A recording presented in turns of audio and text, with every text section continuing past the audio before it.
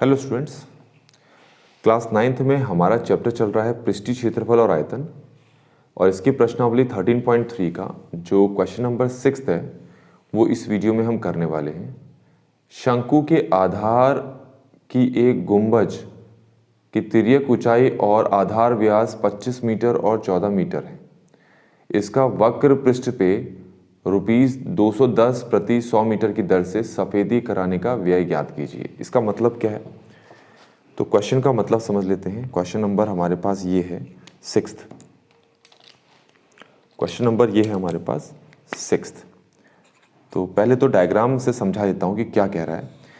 कहा है कि एक इस टाइप का गुंबज है, ठीक है, इस टाइप का एक गुंबज है। अब इसके ऊपर यहां पर क्या किया है, पुताई करवाई है, ठीक है। ये वाले हिस्से में सफेदी कराई है, ये वाले हिस्से में सफेदी कराई है, जो वक्र वाला पार्ट है उसमें सफेदी कराई है, ठीक है। ये जो गुंबज है इसको कहते हैं ऊंचाई और इसको कहते हैं त्रिज्या। तो प्रश्न में देखें तो प्रश्न में हमें जो त्रिज्या दे रखी है वो दे रखी है हमें, एक्चुअल में पढ़ोगे तो त्रिज्या नहीं दे रखी है, हमें दे रखा है व्यास, और व्यास दे रखा है आपको 14 मीटर।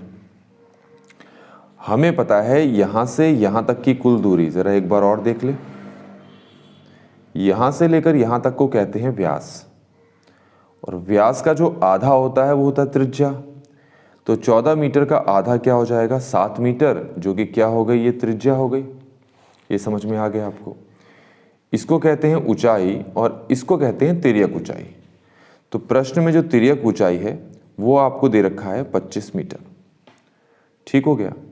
अब यहां इस हिस्से में पुताई कराई है, जो वक्र वाला पार्ट है ना उसमें क्या कराई है, पुताई कराई है। क्योंकि जो गुंबद होता है ना वो इस टाइप का होता है, तो इस वाले हिस्से पे ही पुताई हो सकती है, अंदर वाला हिस्सा दिखता ही नहीं है।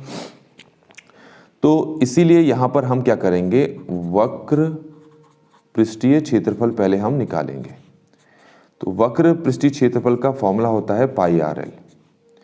पाई का मान यहां रख लेते हैं 22/7, त्रिज्या दे रखी है 7, तिर्यक ऊंचाई हमारे पास है 25। अब ये एक पहाड़े से कट गए, 7 एकम 7, 7 एकम 7, तो ये हो जाएगा 22 × 25, और इन दोनों को मल्टीप्लाई करेंगे तो ये 550 आ जाएगा मीटर स्क्वायर। इसका मतलब जितने हिस्से में पुताई की है उतने हिस्से का क्षेत्रफल हमें ये मिल चुका है, ठीक हो गया। यहां तक समझ में आ गया होगा आपको। अब आगे आपको क्या सीखना है, एक मैं टेबल बना लेता हूं ताकि आगे के पार्ट को करने में आसानी हो। यहां पर हम लिखेंगे व्यय और यहां लिख लेते हैं क्षेत्रफल, ठीक हो गया।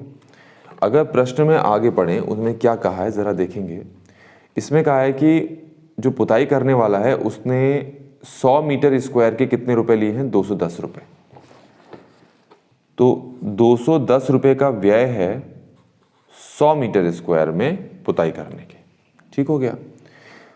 तो ये हिसाब लिया था उसने। अब प्रश्न के अनुसार हमने क्या सॉल्व कर दिया, इसका जो वक्र पृष्ठ क्षेत्रफल है वो 550 आ चुका है। तो 550 हिस्से को, 550 मीटर स्क्वायर क्षेत्रफल को पुताई करने के कितने पैसे लगेंगे वो आपको निकालना है। तो ऐसी स्थिति में हम देखो 100 मीटर स्क्वायर में पुताई करने का 210 रुपए वो मांग रहा था, तो 550 मीटर स्क्वायर में पुताई करने का वो कितना पैसा लेगा, हम मान लेते हैं x, और यही x हमें क्या करना है, निकालना है। तो अब जो ये मैंने टेबल बनाया है इसको कैसे लिखेंगे, ऊपर क्या लिखा है 210, नीचे क्या लिखा है 100 इक्वल टू ये x, और ये नीचे क्या है 550। इस तरह की स्थिति को हम बोलते हैं डायरेक्ट वेरिएशन, ठीक है, सीधा अनुपात। 8th में आपने पढ़ रखा है। अब इसको हल करते हैं। हल करने के लिए देखो ये 0 इससे कैंसिल हो गया, नीचे वाले कैंसिल होते हैं जब इक्वल टू हो, ध्यान रखना, इक्वल टू के इस तरफ का नीचे वाला इक्वल टू के इस तरफ के नीचे वाले को कैंसिल कर सकता है, हो गया। ऐसे ही इक्वल टू का एक ही तरफ वाले को कैंसिल करना हो तो ऊपर नीचे वाले कैंसिल होते, तो ये इससे कैंसिल हो गया। तो क्या बचा हमारे पास, यहाँ 21 बचा, नीचे 1, यहाँ x बचा, नीचे 55।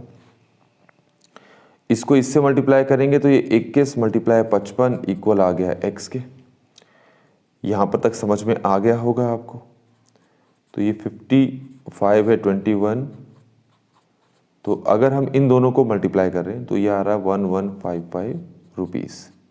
इसका मतलब है पुताई कराने वाले को इतना रुपए दिए गए होंगे।